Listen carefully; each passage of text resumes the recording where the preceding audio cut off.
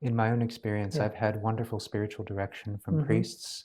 I've had wonderful direction from pravrajikas and sadhus in the Vedantic tradition, from monks, especially in the Theravadan Buddhist tradition. However, I've also received equally, if not sometimes even better guidance from people who are married, from women, from nuns or not nuns of my tradition, just people living a good and striving holy life.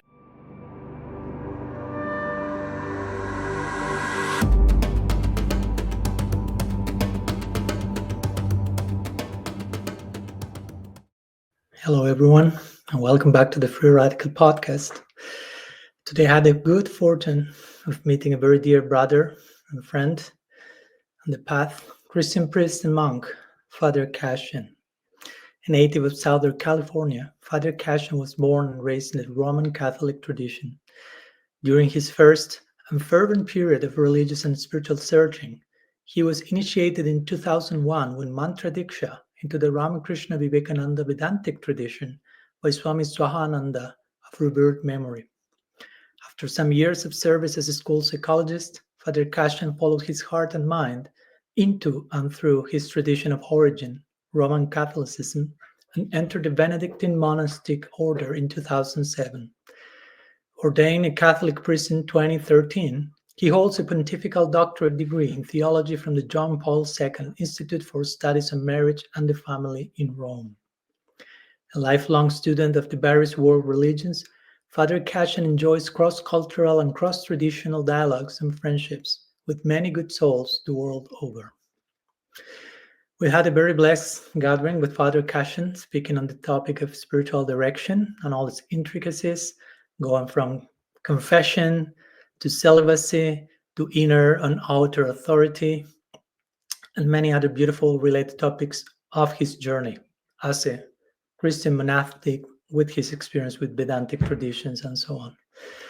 He's here with me in North Carolina in the Ananda Ashram place. So we have had our meeting in 3D. So that adds another layer of excitement.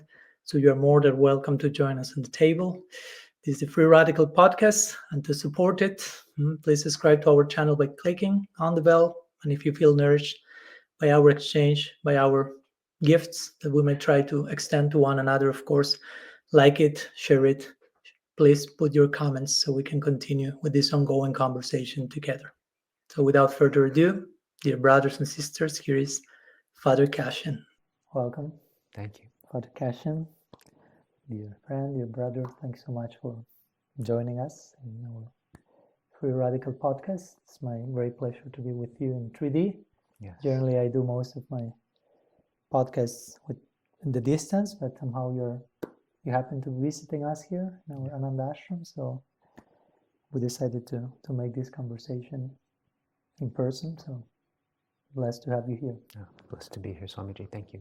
Thank you. I always generally like to start by reflecting a little bit about how we get to meet one another, and the synchronicity of that, and also in how you came to not only know me, but connect with Gaudiya Vaishnavis. And the other day we were talking during lunch about some recommendation of a book and how that created a whole domino effect with conversion to you being here today. If you want to remind us a little bit how did that all started? Sure. So a couple of years ago, I was visiting the Hollywood Temple and Ashram of the Vedanta Society of Southern California, visiting some friends there. One of my friends, Shanta, runs Vedanta Press, essentially, or is very key in the distribution of the books there at the ashram. And he recommended a book to me. It was more than a recommendation, it was an insistence that he must give it to me, he must send it to me, and it was Edwin Bryant's book on the Yoga Sutras. And he was right in his recommendation. It's probably the single best book out there on the Yoga Sutras as you know it. I agree. It's a synopsis of all the traditional commentaries and then brought together in a very, really an organic delivery to walk you through Patanjali's work. And they say that the indicator of a great book is that when you're done, you want to meet the author. And that's what I attempted to do. So I wrote to Edwin at his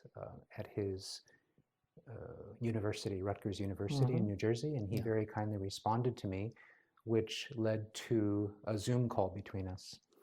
And during the course of that Zoom call, I told him that I was planning very soon to go to India, and he insisted that I go to Vrindavan because I needed to get a taste of Raj Bhakti before I went into the Himalayas for the more Advaitic-laden experiences and monks and ashrams that I would be at the time. This was in late 2023. Okay. So due to Edwin's kindness, Vrindavan ended up being my first stop on that trip in India in 2023. And one of the first people I met there was now our good friend Balaram and his wife Rati and their children Bhakti and Vedasara. Greetings, Balaram. Greetings to all of you. We became fast friends, especially Balaram and I just seemed to really kick it off. So there, as I remember Balaram mentioning that he was there in Vrindavan and suddenly he saw you with robes, I think. Yeah. And it's like, what on earth is happening here in Vrindavan? Right. So, right. yeah, he shared the epiphany with me. Yeah. And so he soon put two and two together and thought that you and I would be a good connection because of our various spiritual journeys. Some of the things we've been through were more or less age peers, a lot of reasons. And he gave me at the time, it would have been your second book, Radical Personalism.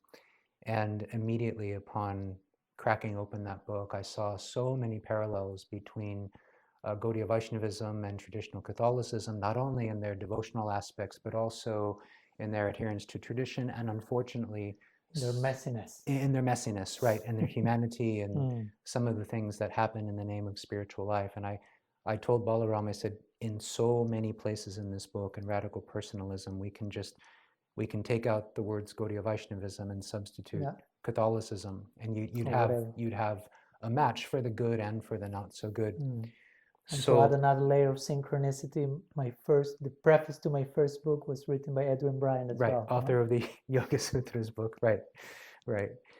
So fast forward about a year later, you and I had been in email contact, but had never spoken, and I got a really good fraternal feel with you, as I'm sure many people have with you, and felt like I had made another friend.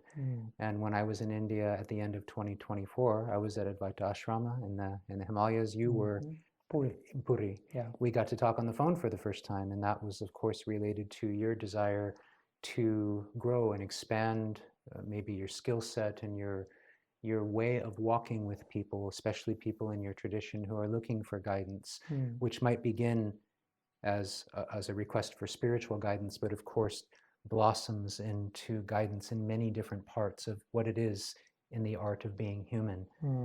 I had at that time already signed up for a coaching course. I recommended that you might speak to our now teacher, Lily, about that course, which you did, and now we're in the same cohort. Later, just after I left India, you and I got together in New Zealand, did a couple of really nice cooperative interspiritual dialogue sharings there, spent some good time together at Balaram's house in fraternity and prayer and meditation and visiting. And now here we find ourselves in North Carolina at Ananda Ashram. So it's a very cosmopolitan, multi-faceted, multi-geographical friendship between us. You're so good at summarizing timelines and remembering all the details. So thanks so much for bringing that. And I also recall from my side of the experience, of course, Balaram, the same way as he contacted you very soon, tell you about me very soon when he met you, he was contacting me simultaneously. I'm meeting this Catholic priest and monk in Vrindavan. I met the Catholic priest in Vrindavan. What's going on here? And then sharing, I think the two of you will get along very nicely. And eventually you share with me one video class you made in the Vedanta Center. No, it was not the Vedanta Center. Yeah, it was spiritual friendship from the Vedanta temple in Santa Barbara, which ironically or providentially, that was the first place that I discovered Vedanta now almost 25 years ago. So that was a very beautiful impression I got from you about, especially talk on the topic of friendship and fleshing out the layers and implications of what it really means to have friendship, because nowadays, you can have social media and have 5,000 friends on your account, but Right. what's that? What is that? Yeah. Right. Right. So that was very, very inspiring, I guess. Again, I was so much looking forward to our meeting in India, New Zealand. In India, we talked about it. And in a few minutes, I'd like to share about our coaching journey as well, as part of the main theme that I think is interconnected, which is the topic of spiritual direction. So, but first of all, you've had some experience with the Vedantic world, the Vedantic realm, even before committing yourself to as a Catholic priest, a monk. Yes. So I don't know if you could share a few thoughts about how was that experience and how was the navigation of that interesting journey? Oh, yeah. So living in Southern California, I'm a native of Southern California, 5 generations back. Los Angeles especially is a hub for all things, good, bad, and indifferent. And it's also the hub for a lot of seekers of God by any creed or even lack thereof. And one of the main hubs of the Vedanta Society in the United States is called the Vedanta Society of Southern California.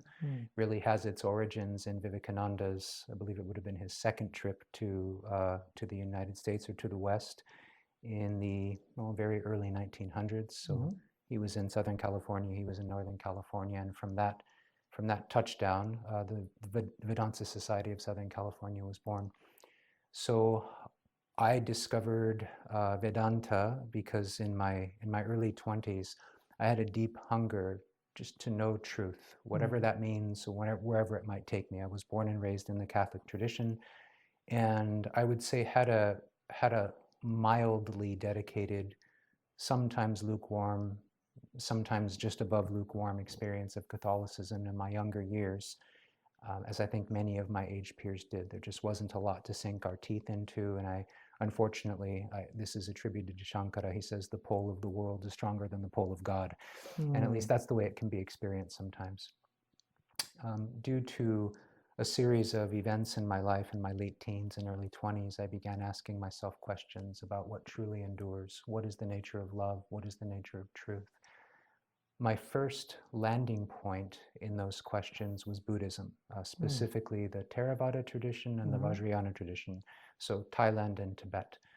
And because I really like to just not only read about things or to know things theoretically, I like to know people and places and to know something experientially. My first trip abroad was to Thailand and to Tibet. So that was a pilgrimage, as it were, with a group of Buddhist devotees. I was the only Westerner. I was the only non-Buddhist. How old were you at the time? I was 23 years old. Okay. And so this was 1999. Okay. Yeah. So it gives away my age, doesn't it? So that was a really good experience. And of course, being in Los Angeles, I was able to plug into some main centers of Buddhist study and practice. So learn to meditate, began reading some of the Buddhist sutras and some of the commentaries on the sutras, and really, really benefiting from it. But as you know, Buddhism, at least overtly, does not have a concept of God. So it's not an atheistic religion, but you might call it a non-theistic religion. And I would say that there's a difference in those terms. I happened to be in Santa Barbara actually during a more or less silent retreat, and one of my fellow retreatants said, "Hey, there's a Hindu temple up the street in case you're interested." And I immediately was interested. I had no experience with Hinduism, no contact with Hinduism. Went to what's called the Sarada convent, named after Ma Sarada, Ramakrishna's wife and spiritual helpmate, and met who is now a friend, Pravajika Vrajaprana, who put into my hands Swami Vivekananda's book, What Religion Is. And I remember going out onto a rock and overlooking this beautiful, beautiful vista of God's open book of nature, and cracking that book for the first time and just feeling like in many, many ways I had found a home. I had found a place not just to nest, but to seek more deeply, because Vivekananda is full of the language of the divine and seeking very broadly and seeking very deeply. That led to a lot of time spent in their monastery in Trabuco Canyon. So it's a monastery which means only for men. I came to know my guru at the time, Swami Swahananda. For those who are interested in Sampradaya and Guru Parampara, Swami Swahananda was a disciple of Swami Vivekananda, who was a direct disciple of Sri Ramakrishna. And Swami Swahananda initiated me, which basically it was a very, very non-ceremonial initiation, teaching me to meditate in their tradition, giving me a mantra, giving me some instructions on the spiritual life, and just opening up relationships so that when I needed, I could come to him, just very much as people do with you or as people do with me now in the Catholic tradition. And so learning to pray, learning to meditate, studying more deeply the tradition of Vedanta really, really meant a lot to me. Now, the rest is a bit of a circuitous journey that I can make very, very short. Feeling a deep call to give myself to God in a more or less definitive way as a monk. Vedanta, with all of its attractions for me and with all the good that I experienced there, and really I experienced nothing bad as part of that tradition, culturally, theologically, by root of my own familial moorings, I felt drawn more toward Roman Catholicism. It felt more natural. I felt that at that time in my life, there was a greater intellectual adhesion of my mind to the teachings of the church. There was a lot of order. It's not that India is without order, it's that India's order is of a different kind, right? It's more of a plethora and a smorgasbord. Catholicism, especially, is presented in the Latin tradition, tends to be a little bit more linear, a little bit more systematic, and I liked that. So, yes, I in the year 2007, I entered the Benedictine order. Soon thereafter, I went to study in Rome. I lived in Rome for the better part of 5 years. I was ordained a priest in 2013.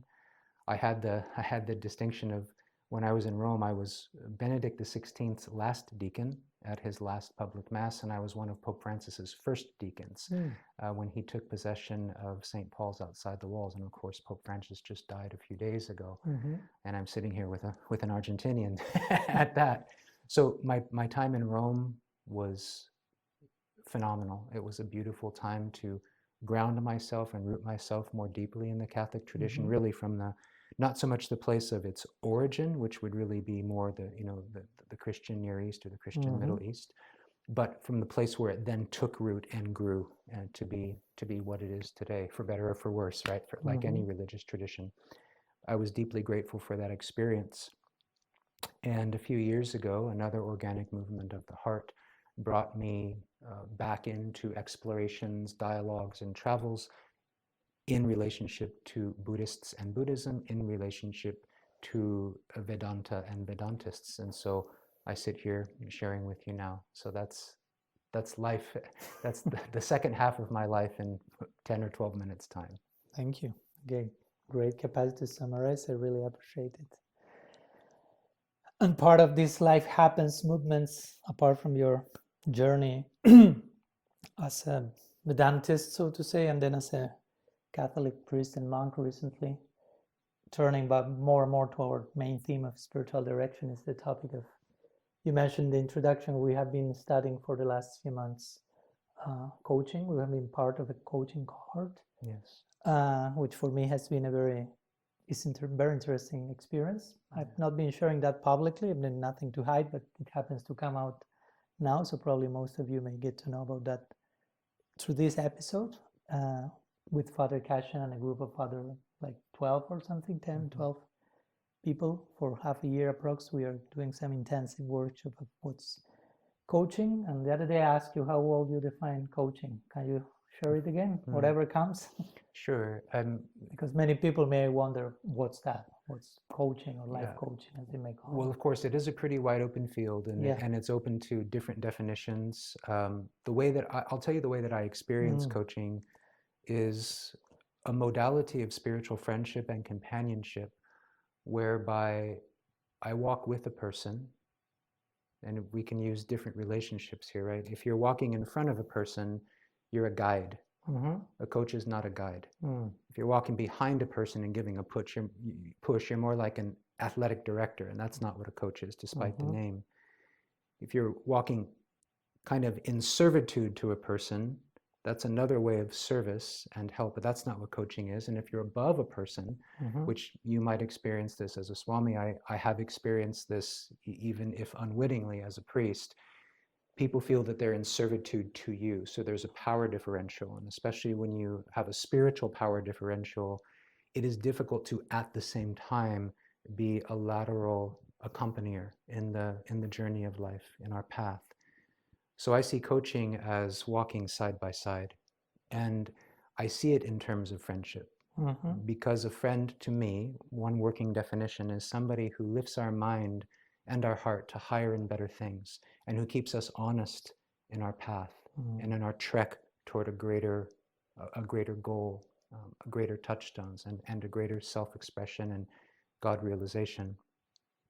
So, to be succinct, coaching is an accompaniment whereby you walk side by side with what I would call not just a client, but a client friend, keeping your eyes on the same horizon, but also turning a gentle and friendly eye toward the one that you're accompanying to help them be true and to help them excavate the truth which is in their own soul. So a coach is not a person who has external and extraneous information, wisdom, and knowledge to give as imposed or as suggested from the outside, but one who co-excavates and holds the light on the soul of the other so that the truth can arise from within.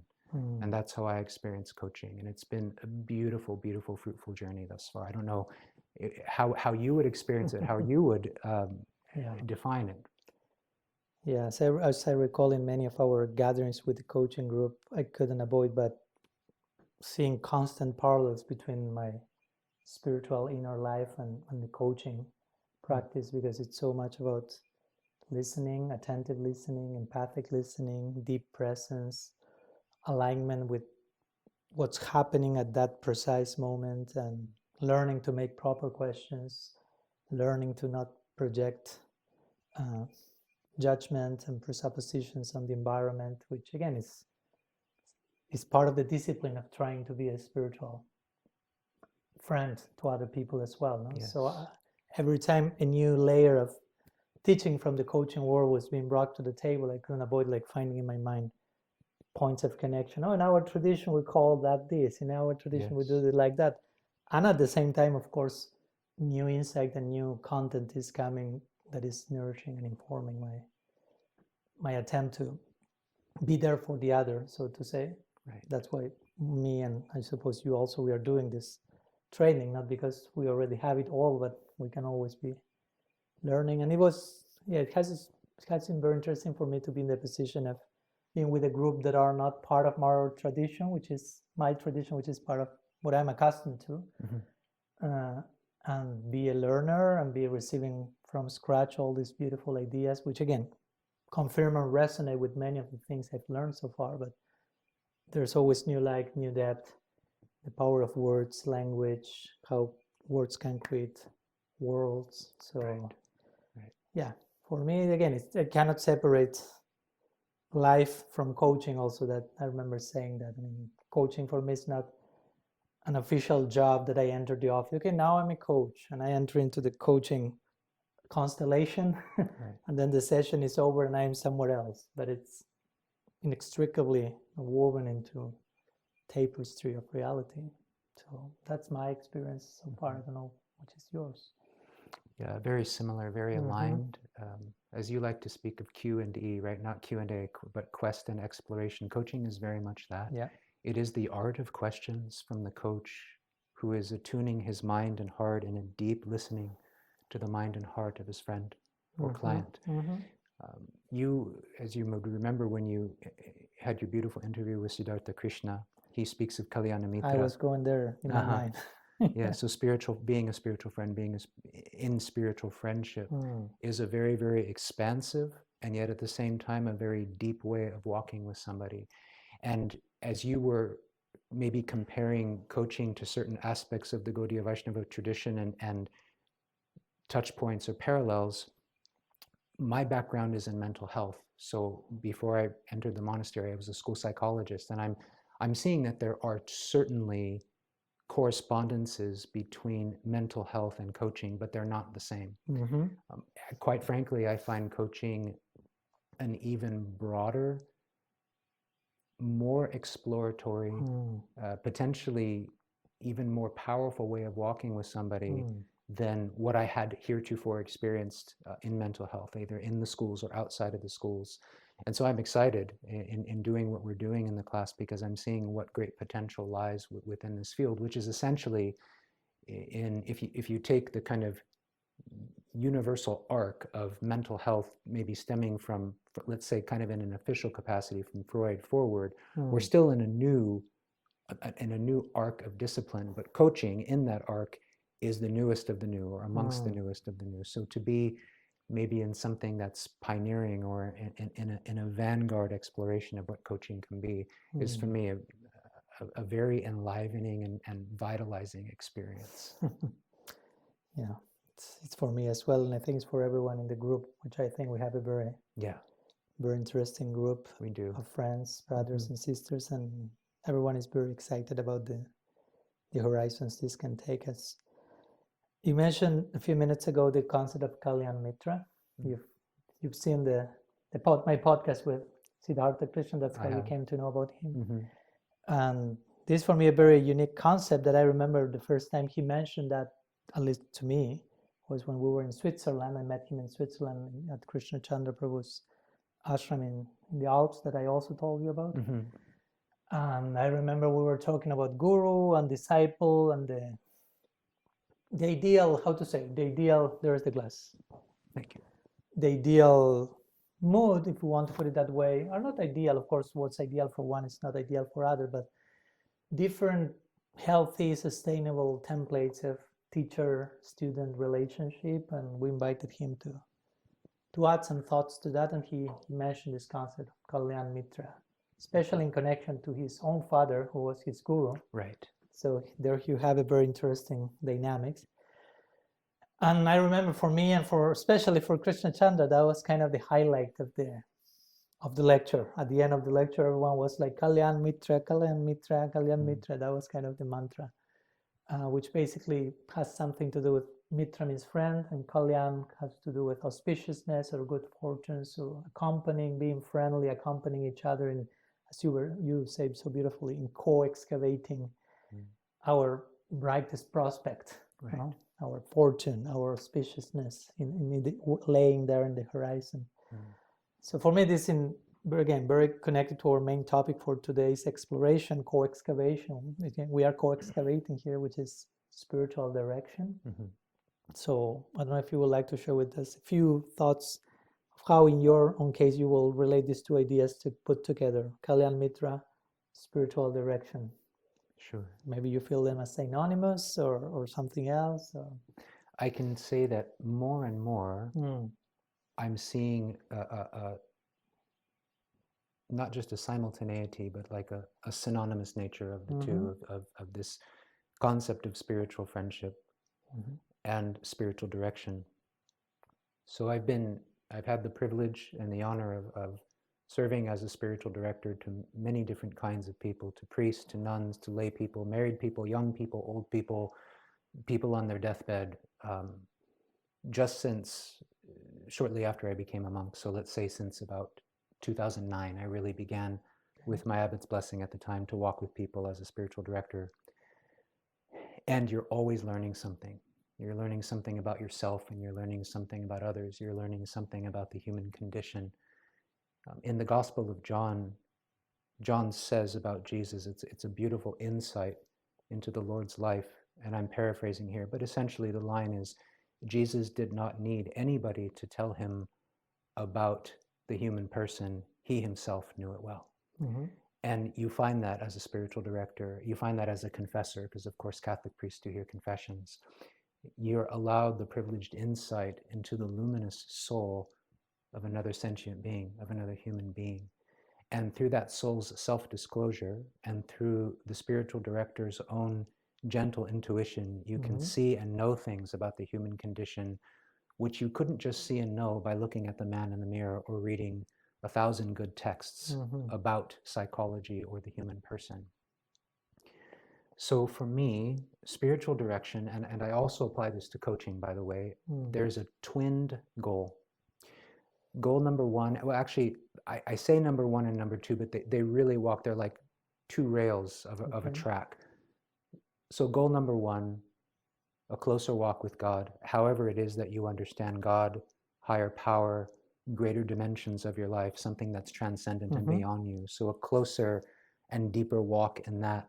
Number two, deeply and intimately aligned with this, is self-knowledge, a greater self-knowledge. So closer walk with God, deeper and greater self-knowledge. If the spiritual director can assist in that, then he or she has really done a noble job. And the more intent that the spiritual directee or that the client or the friend is on those goals, the more rich and just flowering the relationship, or even just the one session, if it's a one-off, can be.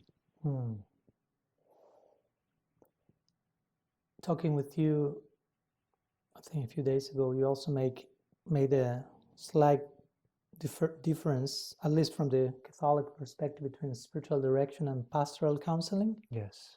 So if you could educate us a little bit on what's that, and sure, to get a bigger look at how, from the Catholic perspective, this is being seen. Maybe a good way to illustrate this difference is to use some exactitude with definitions, and almost to be overly narrow, but for a purpose. So spiritual direction, in a more strictly speaking sense, is the guidance of a soul in prayer and in the moral life. Okay. Pastoral counseling expands that out a little bit and looks at the dimensions of life, let's say that visible life, lived life in everyday circumstances, that our interior life of prayer and action, the moral life, will touch upon. So that could be family life, it could be our friendships, it could be what happens in the workplace, it could be vocational discernment, whatever that might be. The pastoral part of it comes from pastor, which means shepherd, which is an application to Christ. How does Christ, the Good Shepherd, walk with, in a lightly guiding way, the sheep of his flock? So that's pastoral counseling. Spiritual direction could be at the heart of pastoral counseling. And so insofar as you're guiding the soul along very, very kind of sometimes intricate but very intimate, very subtle ways of prayer and interior life, so that the rest of life can flower in a more robust way. Thank you. Now I'm wondering, you also have some experience with Vedantic circles, where maybe the terminology may not be that of pastoral counseling or spiritual direction even, but maybe the famous word in this connection will be guru, which I personally like to translate as spiritual teacher, or like a mentor, like a friend. In fact, in our particular tradition, it's very interesting because the relationship between the ideal exchange between guru and disciple, Rupa Goswami, one of the main architects of our sampradaya, will say Vishrambhena Guru Seva, which means one is supposed to offer seva, loving service to the guru, in the spirit of Vishrambha. Vishrambha means in Sanskrit kind of very deep confidence and trust, and a type of friendship. No? At least the relationship is supposed to mature, to grow, to converge into a type of friendship. If you sometimes the example given is father and son. They are father and son, but eventually, ideally, they become friends. Still, the father is father, the son is son, but there is an added layer of friendship, enveloping the whole thing. So, yeah, I'm wondering how much in your experience with Vedantic traditions and Christianity, how much do the concept of guru and spiritual director, again, relate, are synonymous? You will prefer to make some particular distinctions between them? Well, there's certainly much more in common than not. So to pick up from where you left off, in the concept of a father and a son, this is one of the reasons why we call priests father, is because there is a certain spiritual fatherhood and a genuine paternity in relationship to the soul who is being guided. And good fatherhood, right, of which we're all going to fall short of, has elements of tenderness, firmness, care, and self-sacrifice in order to help that person move forward. My experience of the guru-disciple relationship in Vedanta has actually been very good. But like any of us, I hear stories that are not so good. And I have witnessed, not only in Vedanta, but also in the church and in other denominations of Christianity outside of the Catholic Church, that innate power differential can potentially cause problems. It can create almost a kind of either a guru worship or a father worship in the sense of a priest worship that doesn't seem to me to be in the mind of any of the great saints of our respective and correlated traditions. Almost as if the greater degree to which I can offer an obsequious obeisance to this spiritual master puts me closer to God. And I'm just speaking from my own experience. I don't believe that that's true. Of course, there is a reverence and a deference to be paid to somebody who has given his whole life, at least ostensibly, or is trying to give his whole life to God, as a celibate, as a monk, as a priest, as a swami, a sadhu. Good. So it's good that that recognition is there. But it's also good that we recognize our common humanity, our common goal, and our common path, that we are walking together toward one infinite, ultimate divine reality, which encompasses us both and makes us one. I was thinking about, this potential power dynamics that I can get in the way of the guide's empathy and connection with everyone else. Right. And how sometimes, at least now going to my tradition or to more Sanatana Dharma traditions in general, many times the term that you invoke, sadhu, is employed quite exclusively in some cases. No? Like sadhu, like, okay, even if you Google sadhu, you will find mostly dreadlock, renunciants dressing in ashes, probably naked or just wearing a loincloth, and that's a sadhu. Right. Now, there's a very strong static attached to that. Or sometimes in some groups, a sadhu will be like the topmost enlightened person or the guru, but it's interesting. I always try to bring that to mind for my own sobriety.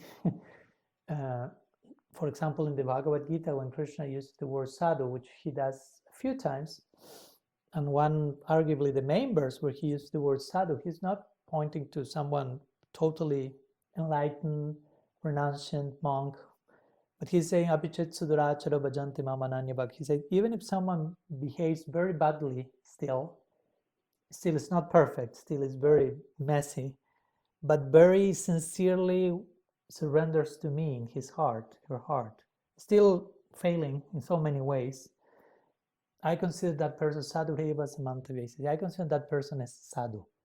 No? So in our tradition, we'll say God, that's God's opinion. No?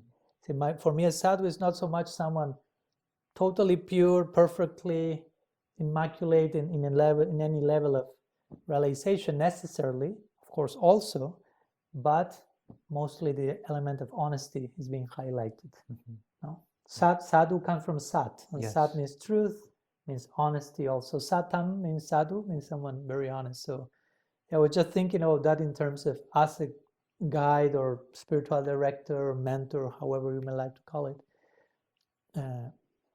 invoking a term like sadhu to mean, okay, honesty. So whatever there is honesty, I'm in the service of that. Not necessarily I'm putting my head to the floor to a orange robe or to a particular role or statu quo or this or that, but to the quality of honesty in the heart, so to say.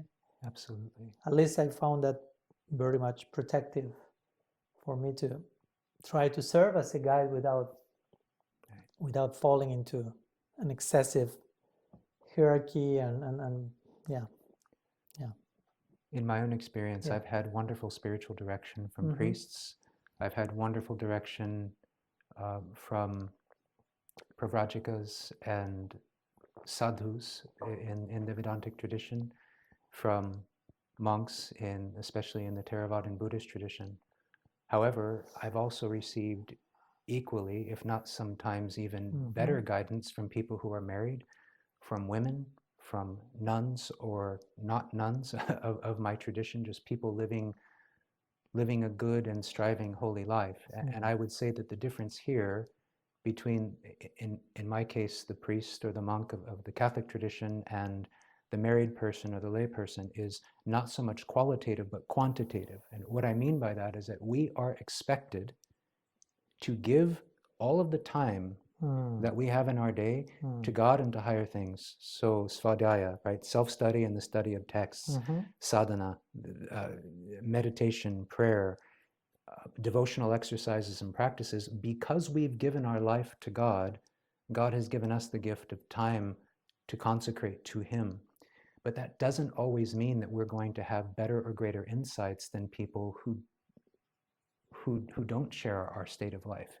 That is to say that people who, again, not to be overly repetitive or redundant, but people in the married state, people in the lay state, people who may not have the same kind of erudition and way of definition of the spiritual life and theological categories that we are expected to have through our time and study and dedication, might have some very, very beautiful offerings to give to us in the spiritual life. And woe to us if we don't see that and we don't imbibe that. So there really is something for everybody, both to give and to receive. Yeah. Love is always reciprocal, right? Love is always reciprocal. I always like to think, yes, to bring that simple truth back to the central stage in the arena, because when it becomes one-way street, so to say, when it becomes whatever, monologue, when it becomes just one direction exchange, there's no more exchange in one sense, in the deepest way possible, right? Right, and that also can become a danger to the supposed seeker. In other words, if that becomes the paradigm, if it's just monologue, then the seeker comes, asks a question or two, and is expected that through many words, through a transmission of information, somehow this is going to translate to knowledge and wisdom. But not always is that the case. And it can inculcate a kind of spiritual laziness or a complacency to think that all I have to do is listen to the master speak and I'm going to be fine. No, this takes an investment of all of our capacities, our mind, our body, our heart, our soul, our spirit, which means, to your point, that it has to be reciprocal. It has to be reciprocal. Now, having said that, certainly in the Christian tradition, and I know not only in the Christian tradition, you'll read in what's called the apophthegmata, which is the compendium of sayings of the Desert Fathers and Mothers.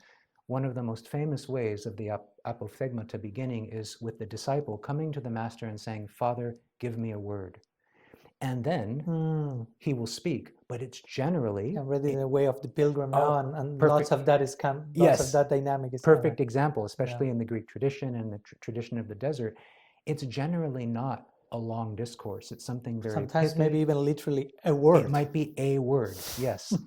And if I think that that's going to cause some kind of magic transmission, I'm going to be sorely disappointed. The whole point of the word is to implant it here in the heart, do the and to allow this process. The gardening, yes, and to allow me to be transformed. Sri Chaitanya gives that example of becoming a gardener. As a practitioner, a student, you receive the seed. Right. So you have the seed, but you have to do something with the seed. You cannot just like, I have the seed, and no, you have to put it in. You have to prepare the soil first. Yes. Pull out the weeds, put the water, put maybe a fence. I mean, it's hard work. Or you can have the cow, as we have here. It doesn't translate to milk, to cream, to cheese. That's a process to get there. Right? Yeah. So I was reminded of, in our tradition, we have this very archetypal model at the very beginning of creation, how it's depicted in the Vaishnava tradition with Brahma, which is sometimes described as the architect of the universe and the first manifest being in the creation cycle. He will be just sitting without anyone else yet manifest, though of course souls are eternal in our tradition, but at that particular moment all the souls in that particular universe are waiting for the whole cosmos to be there for them to manifest in a new creative cycle. So Brahma is sitting there, and he's supposed to engage into the creative acts of being the architect here, but he doesn't know what to do, how to start. He feels a little bit bewildered, and he starts to pay attention. And he listens one word, what you were saying. He hears the word tapa, which means fire or introspection, sometimes translated as austerity. So he listens, he hears that word, and again, it's not like magic happens after that. He hears the word tapas and he enters into meditation for 1,000 years, described like that. And then comes the insight, inspiration, clarity to, okay, how to act. Right. So I was just reminded of that one word, but you are expected as a student to do your part in the Bhagavad Gita also. I really like this term pariprashna. When Krishna is describing the duties of a disciple, one of them is pariprashna, which is translated as to present questions to the teacher. Again, not to go and expect, give me the information and magic will happen, but to bring relevant inquiry. And not in any fancy intellectual way, like I will craft some question that will impress the whole of the audience, but again, honesty and sincerity. What's the most relevant question to my particular stage of the journey now? And as you were saying, trying to invest all of my faculties in trying to look for that truth, as the Vedanta starts saying, Atato Brahma Jignasa. Now is the time to inquire into Brahman. Yes. So, but the inquiry is not just merely intellectual, theological even. It's a passionate inquiry. It's a fact that consumes all of our functions. So pariprashna in Sanskrit means, prashna means actually to inquire, and pari means like all around. Yes. Like when in Sanskrit we have this term parikram, which is like circumambulation. So like to surround something from all its possible angles. Yes. So pariprashna as a duty of a disciple means you bring yourself to your guide, spiritual director, and present the theme with the willingness, and even swadhyaya, after having spent some time considering as much as you can all these possible perspectives and angles. Again, not from a mere theological point of view, but trying to, I mean, ideally, we want to become obsessed in a healthy way with the divine. That's right. So you want to approach that reality from as much possibilities and angles as we can. So yes, it's not lazy work, as you were saying. It's not just, okay, I go in front of the great soul, magic happens, and I don't have to do my 50% of the equation, so to say. Right. And this is something that I've always appreciated about the Vedanta, is that this kind of direction happens both communally and individually, and it's deeply, deeply encouraged. So questions is Shravana Mananam Nididhyasanam. That Shravanam and that Mananam happens in a dynamism between the teacher, who is expected to have imbibed these texts in a living way and transmit them, right? So in the case of the Upanishads are not books. They are now, but this was oral transmission for countless millennia.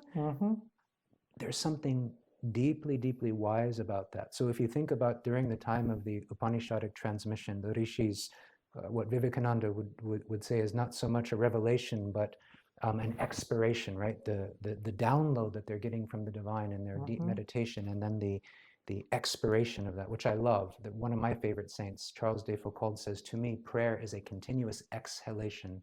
So receiving and then allowing it to be, so that you can just sit with the wisdom and the truth that is alive inside of you. And I say this because that same kind of way of teaching, in my experience in India and also my experience here, is still alive, and questions are wanted and they're encouraged, as long as they're coming from the right spirit, as long as they're coming in a non-combative way, and in a spirit of deep, as you're saying, a passionate wanting to know, but it's a knowing that's synonymous with love, right? So a kind of a unanimity of jnana and bhakti, of knowledge and devotion. And that is also present, although in its own sphere and in its own way, in traditional circles in Christianity. What would a spiritual tradition be if the disciple was not encouraged to bring his or her questions right to the fore? And even if those questions can sound like they're really kind of circumambulating around a main point because the disciple can't yet formulate properly what it is that he wants to know, it's a worthwhile endeavor to plunge with him there. So it's good that our traditions keep this alive, because it's a big part of personal and spiritual growth. And again, both collectively, whether it's in a group of chelas in a satsang, or if it's one-on-one in the guru-disciple relationship, the spiritual father, spiritual son, or spiritual daughter relationship, wisdom grows in this way. And wisdom is discovered in this way. Yeah, going back to the idea of co-excavation, co-exploration, because at the end of the day, we are all facing the infinite. So there's no end to how much progress can be made and how much jewels can be discovered in that excavation project, basically, both for the teacher and for the student, which I think is always very important. As I like to say, a teacher, of course, ideally a teacher is someone with more experience and more knowledge generally, and he or she can share that with the public, but also that means that the teacher is someone who has greater capacity to learn than the student. It's not that I'm a teacher and I don't have to learn anymore. You have to learn from me. But the more advanced you are, the more capacity you have to learn. So therefore, arguably in a teacher-student relationship, probably the teacher, because he or she has more capacity to learn, even as a teacher, is learning more from the student than what the student may be learning from the teacher. Right. I mean, just not to create a hierarchy here, but just to emphasize that the fact that someone is a spiritual director or teacher doesn't mean that the learning is over. No, and but as you're saying, it might mean even that their from the learning is disciple, increased. right? Even from the disciple, and just pedagogically speaking. So no matter what the subject is, whether it's spiritual or whether it's not so-called not spiritual, when we have to teach, we have to be sharper. And to be sharper, we have to always, in a good way, stay on edge in terms of our own study and our own personal growth. And it becomes like an intellectual and soul-centered workout to continue to immerse in these texts, to continue to grow, and to keep our own questions alive. To keep our own questions alive. That's that's so crucial, because we can become answering machines, so to say, as a teacher, right? Like you're expected to answer, and even worse in some cases, you know all the answers. Which sometimes I think some of the most important things that a spiritual director can say in some cases is also to say, I don't know. I don't know. Those are actually golden Have you words. said a few times, I don't know? Yes, I have. And I'm sure I will continue to do so. Yeah. Because sometimes, at least what I've seen in some circles, is that the I don't know answer is not allowed. So for me, it's almost like in some cases, I've seen the toxic canceling of questions from the audience. Or sometimes, okay, there are questions, but then we move the canceling to the speaker. You cannot say, I don't know. No. Sometimes there are no questions. And if there are questions, okay, I have to know every single answer to every question. So for me, it creates a superficial environment of toxic certitude. No? And to be honest, it will look... Not so much mystery, not so much like comfort with mystery, unknowing, not knowing. Again, joint exploration and certain, as I like to call it, epistemic modesty. How we know what we know, and we are swimming together, and we are confronting the infinite. How much we can colonize that realm. So we can't. And we're all audience members as well. So you know, whether you're a Swami or a priest, you're always going to be on the receiving end, where the expert is not you, it's somebody else. And the reason I say this is because I think all people with a brain in their head have an innate sense of when somebody does not know. And the fact that they can create a multiplicity of words around their ignorance doesn't make them one iota smarter, better, or forward-thinking. Probably the opposite. And they might wow us with their, you know, lexiconic skills. But if you don't know, you don't know. And it's better just to not waste everybody's time. Not only to not waste time, but to enter into the common pool of humanity and humility and say we're all growing together. Yeah. Almost humanity and humility sound almost like the same word, just a few letters apart. So let's keep both of them together. What else? In connection to spiritual direction, you mentioned, Father, a few moments ago, the the concept of confession. Mm-hmm. And I recall once in New Zealand, we were maybe after breakfast it was, and I was curious about confession, how you engage in it, how you practice, how it's conceived, which are the rules, the ethic of confession. I was always intrigued by that practice, which of course, like many other practices, may be seen from some people at the distance, outside of context, like, no, confession is like some type of, I don't know, public humiliation, or it doesn't have any effect, I don't need that. So I'd like to hear from you a few thoughts. First of all, why you think confession is something necessary and important. And of course, I can think already in some Gaudiya Vaishnava versions of it, but I don't want to go there now. But why you think the practice of confession, what it entails, basically, and why you think it's important. Okay. Why don't we start with the why do I think it's important?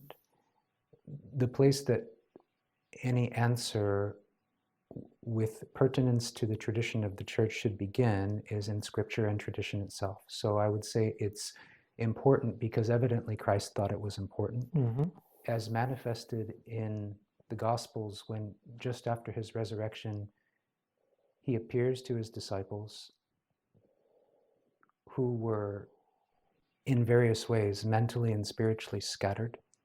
They were broken. They had been hopeless, now with hope, because they know that the Lord is risen, and he appears to them. And the first thing he says is, peace be with you. So he places peace upon their hearts and in their minds.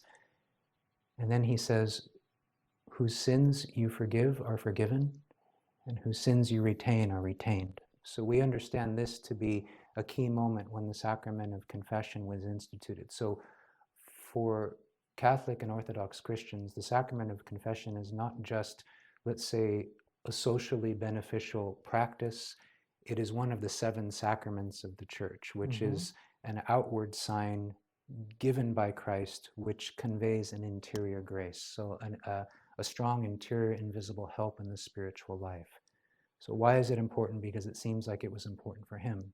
Now you might say, well, that's kind of an extrapolation. How do we get from peace be with you, whose sins you forgive are forgiven, to somebody kneeling down on a wooden box and telling a priest his sins?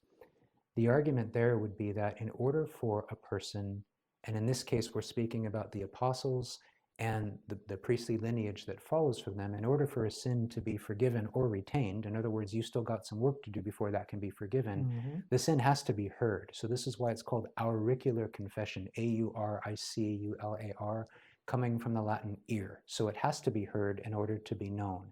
It's not just a deep spiritual intuition by a charismatic gift. It's a very human interaction of voice to voice or heart to heart.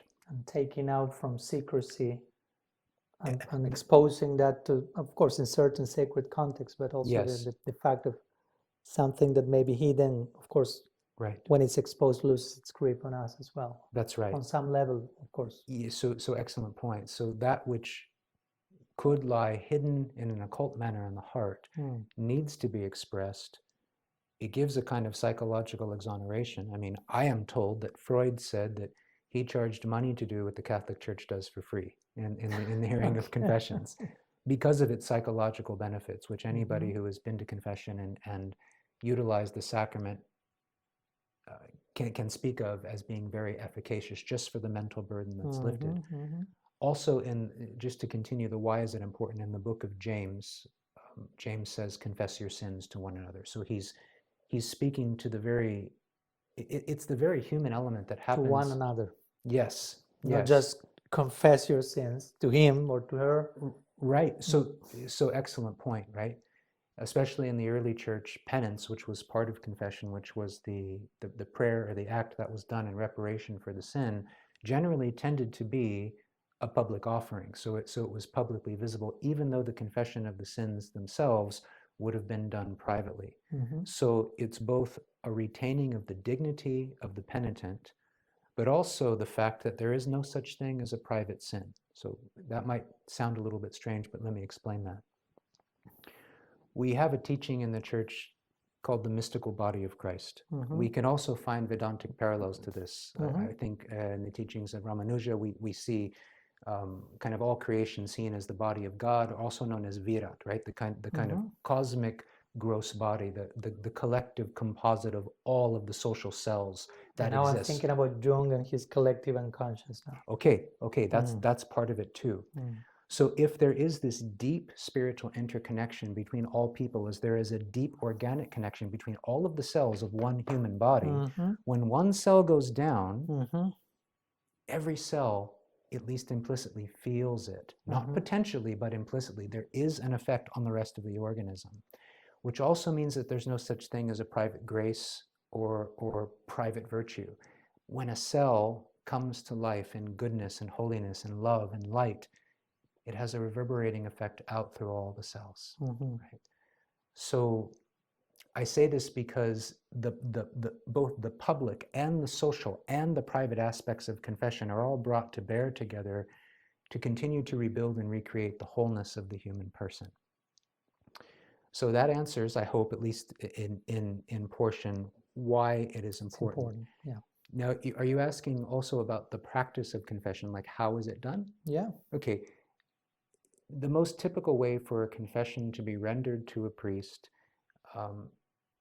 is very much the way that you and I are sitting here talking. Now, that could be face-to-face so that I can see you and know you, or it can be anonymous. So it's hard to kind of paint a picture of this, but there would be a screen between us where I could hear every word you're saying, but I could not see you at all. And even if I were to recognize your voice, you going behind the screen tells me that you want to retain a certain anonymity about this, because it's not so much about you. Yeah. It's about the soul being freed through something that transcends your personality or mine. So the way that generally happens is that a person would engage it before the confession in what's called an examination of conscience. The way that I like to encourage examinations of conscience to be done is, first of all, to start with the good and all of the blessings of your life and thank God. So you begin with the light and you begin with the positive. And in the context of the light that's shed in the mind and the soul, you'll also be able to see the ways in which you have fallen, or, if you will, failed divine love, right? You missed the mark, amartya. Right, that's exactly what sin means, as you know. So this is not so much about a mea culpa breastbeating and I am terrible, but no, rather, I've been created in God's image and likeness, and there might be some ways in which I've fallen away from that image and likeness, and I want to be accountable so that I can grow ever more into the likeness which God is giving me. Some people find it helpful to write this down because there might be several things that a person would wish to say. Brings that in a forthcoming and open and transparent nature to the priest within the context of confession. The priest, interestingly, even though the penitent might be kneeling, the priest is always sitting, because sitting is a position of a judge. The priest is not judging the person. He's adjudicating the nature of the sins that are being brought to him so that he can render the appropriate help to the soul that's across from him, again, whether seen or unseen. The priest hopefully will have listened closely and carefully to what's been said, offer some customized spiritual counsel for the benefit of the moral and spiritual life of the penitent that's come to him, give a penance, which is usually a prayer, some kind of action that is able to be done with more or less immediacy after the sacrament is over, and he gives a formal prayer called absolution, which in the Catholic and Orthodox tradition, that our belief is that actually lifts the burden of sin from the person's soul, and they're free. So that's the process of confession. Now, some people say, gosh, that just sounds like it could be very degrading, or it sounds like it could be humiliating. And I'm not saying that is not potentially true, but I am saying, with my experience of hearing thousands of confessions and being a penitent many times myself, it is not degrading or humiliating. It's very emancipating. And in fact, if you were to ask a Catholic or an Orthodox Christian, that is a traditionally minded Christian who is incorporated into a sacramental life, if they were to step away from their faith, what might they miss the most? Many of them would say they would miss confession because of the way that it aids in setting them free. I especially resonate with the last part you mentioned, because I was thinking about, of course, I cannot avoid thinking about my own tradition and how we may have some sort of, not parallel, but relative connected version of it, we may call it sometimes in our tradition, revealing our mind or revealing our heart. This is one actually of the six reciprocal exchanges that, again, Rupa Goswami, one of our original teachers, established, if you want me to call it one of the apostles of Sri Chaitanya. He had the 6 Goswamis. Yes. Christ had the 12 apostles. We could speak about 6 apostles here. And he, in his Upadeshamrita 4th verse, he will speak about six priti lakshanam, which means symptoms of love. So one of them will be to give food, to feed the other person, but also to receive it. Then to give gifts to other person of whatever kind, and also to receive them. Always he puts the 2 of them together. And then comes Guhyamakyati Prichati, to disclose in secret, basically, confidentially, one's own heart, but also to receive other people's heart. Yes. That said, it has, to my knowledge, it has never been that ritualized in certain ways. So sometimes the lack of some structure for that particular sacrament, as you will call it, tends to make that practice something not so visible and part of one's rider. Yeah, Rupa Goswami say that in that verse. Sure. But not something like on a daily, weekly, monthly, whatever the case basis. It's something that I have present, like, yes, I want to do it. I need to do it. So I was just reflecting what you mentioned, that those who somehow take a distance from the Christian faith, that may be one of the things they miss the most. Yes. Because probably even if they connect with other traditions, they may not find such a parallel. Yeah. Right. Yeah. Right. And it's well-crafted expression of that type of interaction. So I'm just thinking in terms of, okay, even as a Gaudiya Vaishnava, there's always place and permission to continue to customize, so to say, some of these practices in a way that serve their purpose. Because, for some reason, that's been there in your tradition, in mine, in so many necessary ongoing disclosure of hearts, which Rupa Goswami ends up qualifying as Priti Lakshanam, as a loving exchange. No? Yes. So at the end of the day, it's an exchange of hearts. Right. As you say, receiving each other, giving to each other. Yes. And in the Catholic tradition, what I described to you, the means or the modality of confession certainly has grown. It's not that the apostles were walking around Jerusalem with ready-made wooden confessionals, hand-carved, putting them down and having people kneel to them and confess their sins. This was something that, remember, we're talking about a 2,000-year tradition here with Judaism that predates it even then. So there's plenty of time to learn and to grow. Sorry to interrupt, but in Judaism before Jesus, this tradition of confession was there? No, that's not what I meant. All I meant to say is that Catholic tradition didn't come out of whole cloth. It has its own precedents and has its roots in a Judaic culture. But the whole advent of actual wooden confessionals or booths inside of a church is more, if I'm not mistaken, more of a late medieval or Renaissance addition to the life of the church. It would have been done in different contexts in different places, although still would have been done. And I'm sure that will continue to morph into different expressions, as long as hopefully its essence remains valid. What else, Father Cassian, in terms of spiritual direction? What else comes to your mind as some important point that you would like to highlight or mention for you in your experience as directing others and receiving direction that you consider important that we may touch upon? Sure. I can share something and then maybe ask you a question if I may. So I found sometimes some of the most powerful spiritual direction can be given under the gun in terms of time.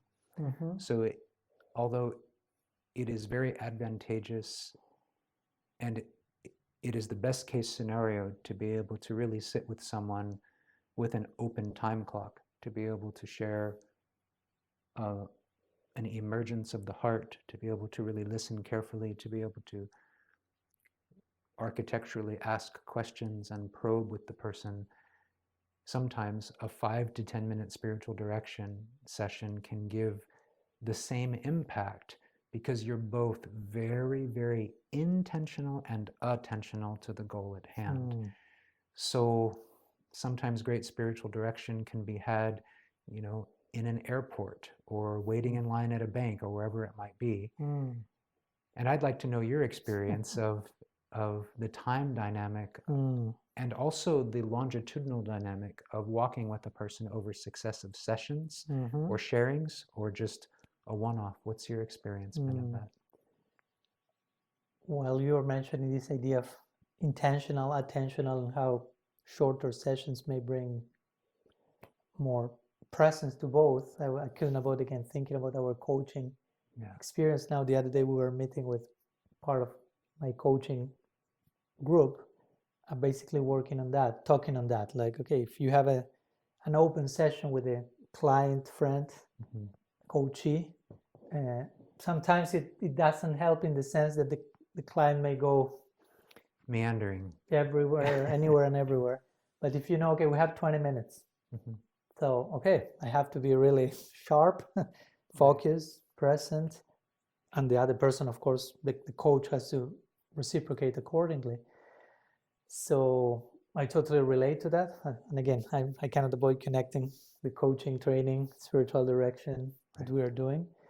In my personal experience in trying to accompany other people, I've been doing that more than in the past. I can recall my very first years trying to offer help and guidance to people, and in once, I don't know, maybe naivete, but also a good-hearted intention in the sense that, okay, I will talk with this person and I don't have any fixed timing, fixed schedule, and I reserve the whole afternoon. And of course, I'm not saying it never went tragic, of course, but sometimes you can get a little bit loose. You can lose potency in your own words. You can lose like density and like thickness that is required of presence and attention. So yeah, more and more recently, I've been a little bit more cautious of time, not only to like a strategy to let's try to create craft the most powerful formula to create the best possible result, because in each case it will be different, but also to take care of my time and the other person's time. At least for us, we'll say Krishna in the Gita says, Bhagavad Gita says, time I am. Yes. Right? So his time, so part of my worship of Krishna, loving Krishna, is taking care of my time. Because his time. So yeah, I think sometimes less is more, as the popular saying goes, and sometimes making it too long. Of course, in some cases that's required, and people really need to unpack and express, and sometimes some catharsis may be required. And you don't want to be just like looking at the clock like, okay, stop crying, please. 20-minute mark. But that's right. But if that's not going in that direction, in some cases I feel that being concise will help, and it's not a sign of indifference, of I'm not giving you enough time, but again, I'm giving you less time to invoke greater quality of presence and fruits. So at the end of the day, the concern is what's the best I can provide with this particular framework, right? So that's been a point of learning for you as a director. Still is. Yes. Yeah. The potency of time. Mm-hmm. Yes, still is, because to be honest, and public confession here, I must confess I tend to. I'm not the king of conciseness. Let's put it that way. So I need still to properly worship Krishna by honoring time. In more tight, refined ways, but it's an ongoing process. An ongoing process. Yeah. As spiritual director, are there, of course, or hearing confession, of course, we are not part of the ethic of confession. Is it never goes beyond the sharing. That's right. But in a very general way, which will be, if you have to select some top 5 themes or issues that people bring you as a spiritual director, that they feel the need for resolution or sharing, or which will be, if you can think of 5 of them, for us to increase our awareness of the common universal patterns that probably most of us are navigating in our journey, and that's great.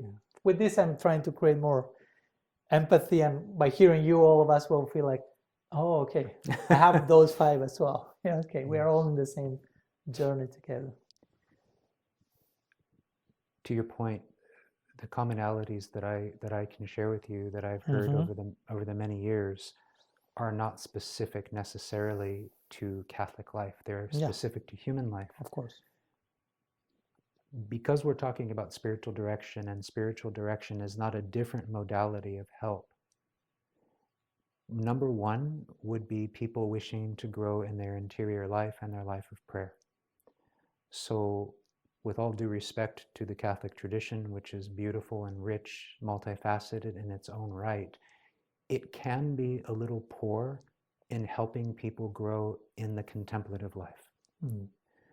So it's very rich and very descriptive and very prescriptive when it comes to almost a list-based spirituality.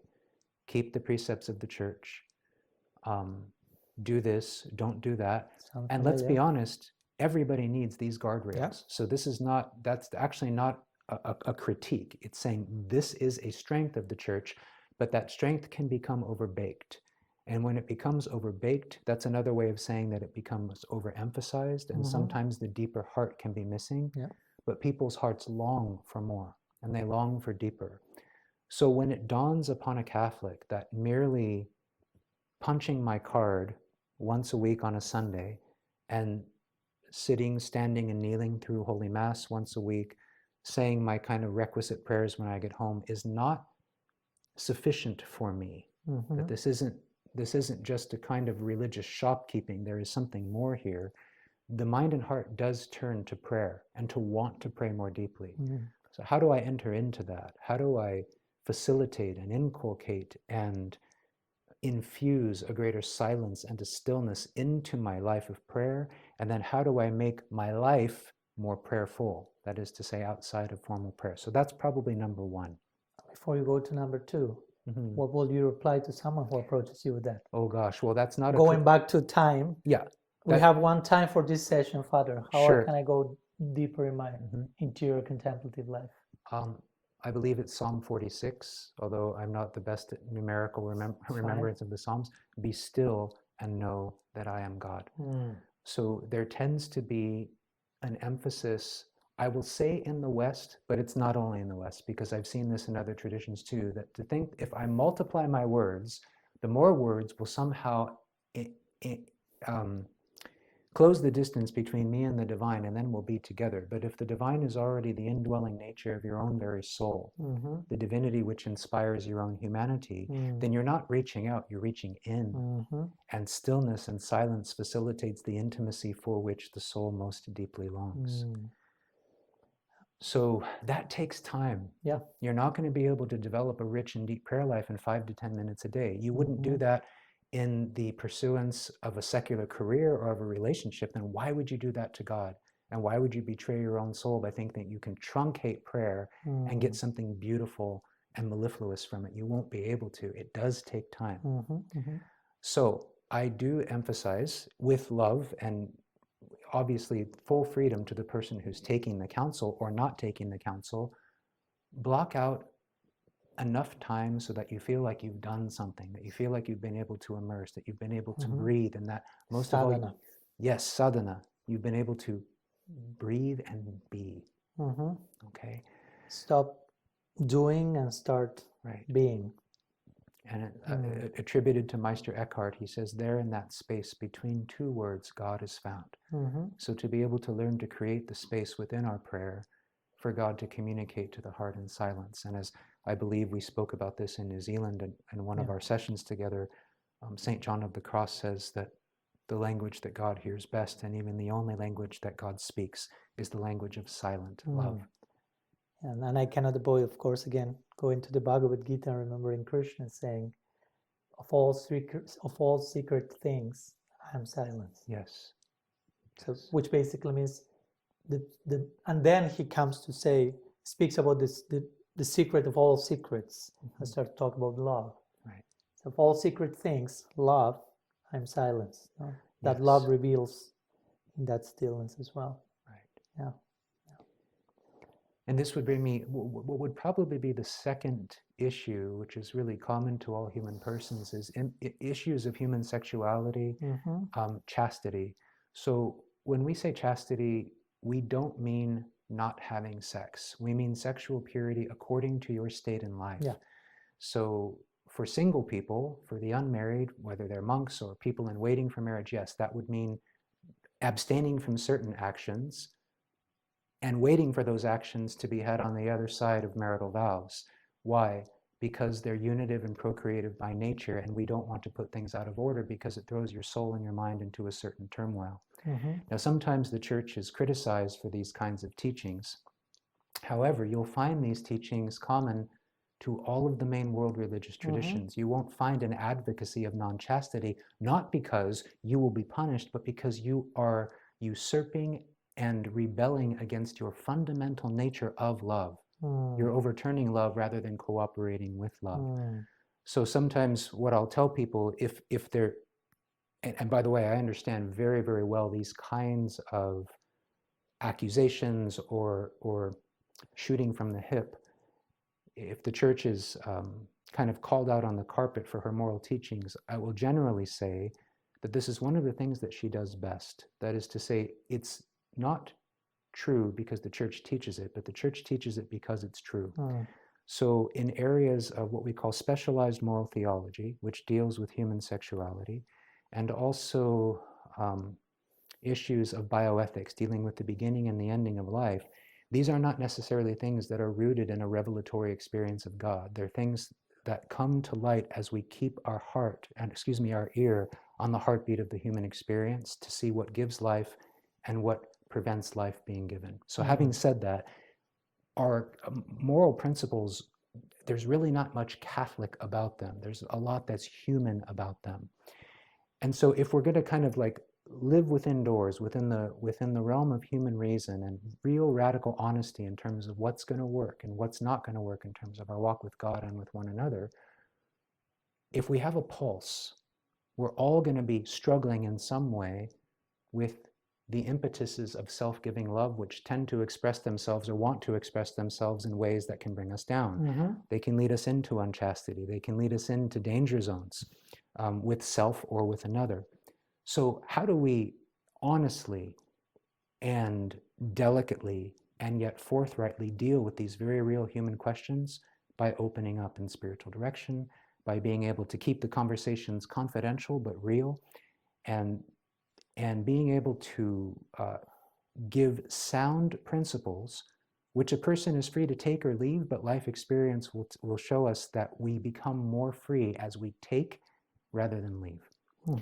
So those issues are definitely issues from young people all the way until the very end of life. Padre Pio, one of the greatest spiritual directors and confessors in the Catholic Church, once famously said, and he was speaking about issues of sexuality and chastity, he said, these issues will be with you until 3 hours after you're dead. In other words, don't think that you're going to shake them just because you grow in chronological age.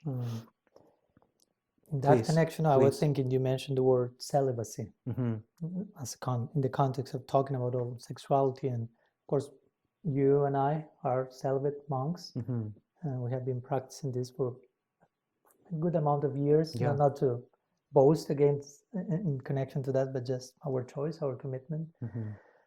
So I'm thinking, of course, I know that we belong to the 0.0001 awkward group of people who chooses that lifestyle, not as something bad, just as a vocation and a call to dedicate our lives in that direction.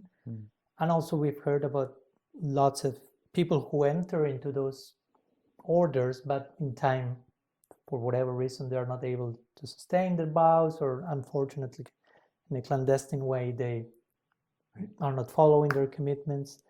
So I'm just wondering how you keep your celibacy as something meaningful and joyful on a daily basis, and on a personal level.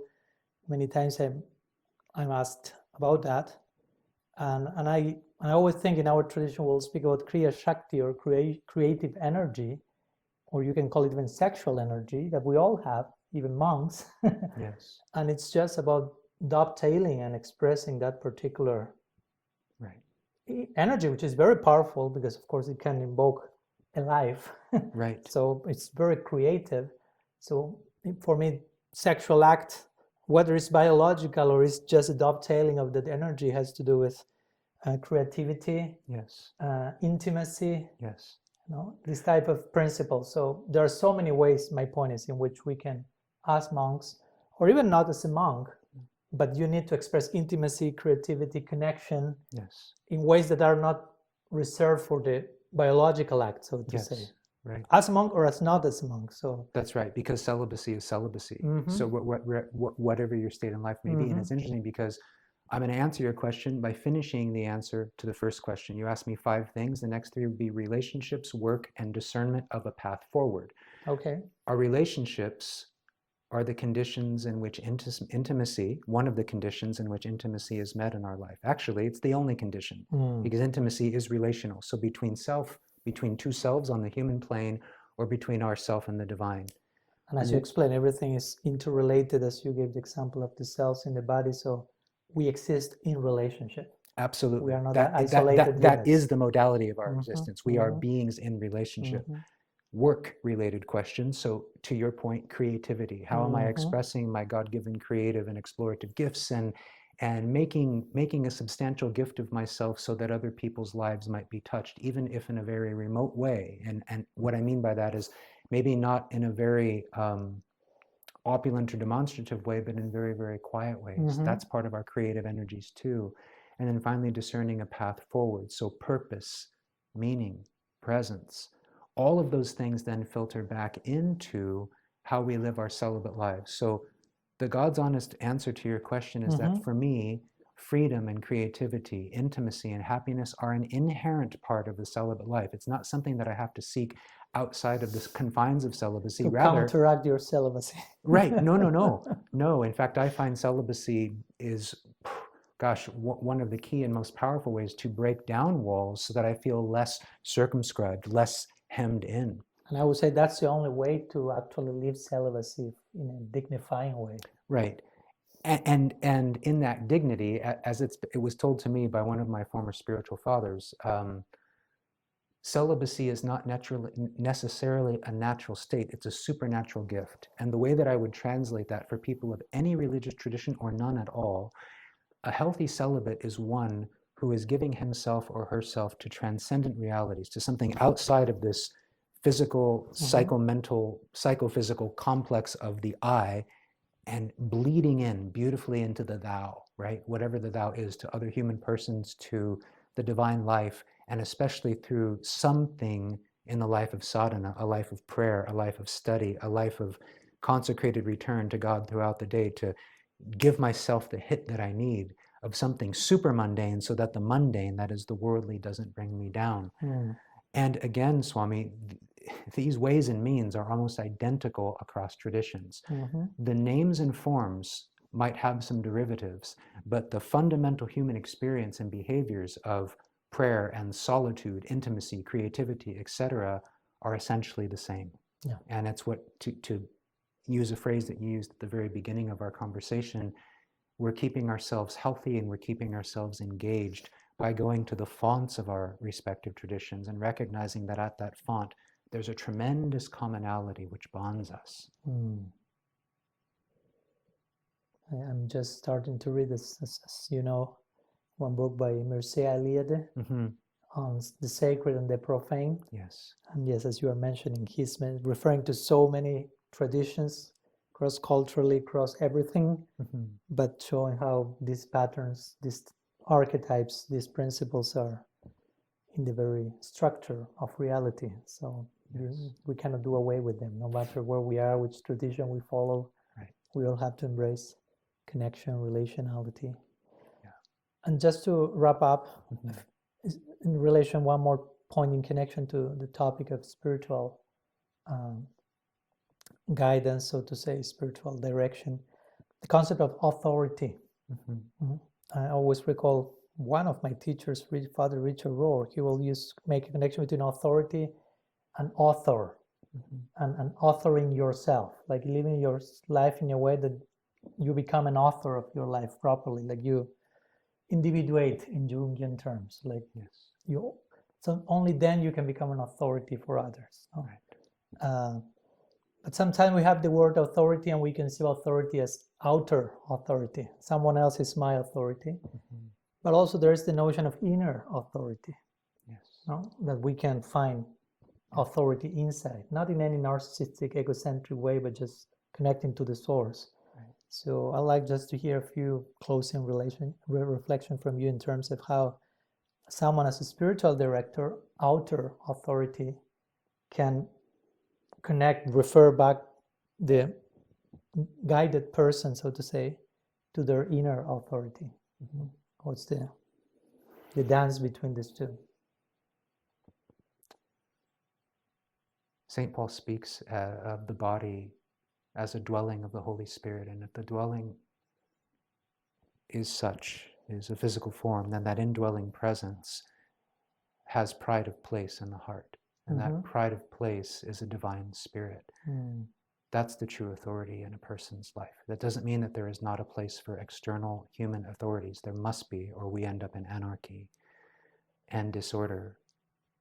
But reference to what might be called the inner self, the inner light, the inner truth, the indwelling spirit of God in Catholic Trinitarian terms is a vital reference point, because if all we know how to do is obey external signs and means of authority, we might excel at becoming, no offense intended, a good little boy or a good little girl, but it will never feed the deeper desires of the human heart. Mm-hmm. And I think with all of us, Swami, it's a dance between the rightful obeisance to and surrender to authority figures that are above us or over us, and an absolute commitment to not betraying the inner voice of love, which may sometimes be guiding you along different terms than what the exterior voice says. Mm-hmm. So this is, perhaps of all the things that we have discussed today, this is the one where the least kind of one-size-fits-all answer can be given. It's very, very situational, and as one of our coaching teachers loves to say, it depends. It depends. If we have learned something, it's that it depends. But also taking a page from the Vedantic tradition broadly. Mm-hmm. I mean, I know Gaudiya Vedanta, Advaita Vedanta, they're, almost different religious expressions of one true ultimate divine non-dual reality. But I think and any Vedantist would say that there is an inner guru that has to be heeded within. And if it's not, really, it's to our own dismay and to the own betrayal of our interiority and our sense of self. And that's probably not a worthy sacrifice that is to say, that's probably not the sacrifice that we want to make. Yeah. Our tradition will speak about God in the heart, sometimes with the term Paramatma. Mm-hmm. And another word for that is Chaitya Guru, which means the guru in the heart. Yes. Sometimes the Srimad Bhagavatam will speak about one's own consciousness as the guru. Sometimes you have to be your own guru in terms of inner authority. And as you were talking about trying to listen more attentively, and you use the word obedience. It's again, sometimes this may be terms that trigger in us. Obedience, that sounds like some term from the Paleolithic era that's out of date or something. But right, the Latin for obedience comes from obedire, what I've learned, which is to listen deeply. To listen deeply. Right. Right. And the opposite, which I heard also from Harry now, and I learned this one, which is to be deaf. In Latin, you say surdus. And to be utterly deaf, you say absurdus. And the word absurd come from I'm not listening anything. Right. Right? Right. So I appreciated his connection between these two. Because absolutely. And even prescinding for a moment from spiritual interpretation, when a person has a job and they have a rightful boss over them, and the job and the boss says do this and the person does it, that is an act of obedience. So sometimes we have our inner rebel inside of us likes to profess a non-obedience in all shapes, forms, and sizes, but in fact it's not true. In fact, de facto it's not true. Yeah. But to your point, we have to make sure that it's done with a deep listening and in authentic self-care whereby that sense of self and that sense of human dignity is retained even in the difficulties that we'll face in our obediences. Mm-hmm. Yeah. It's not a cheap path. Right. Yeah. Father, has been a blessing. Swamiji, thank you.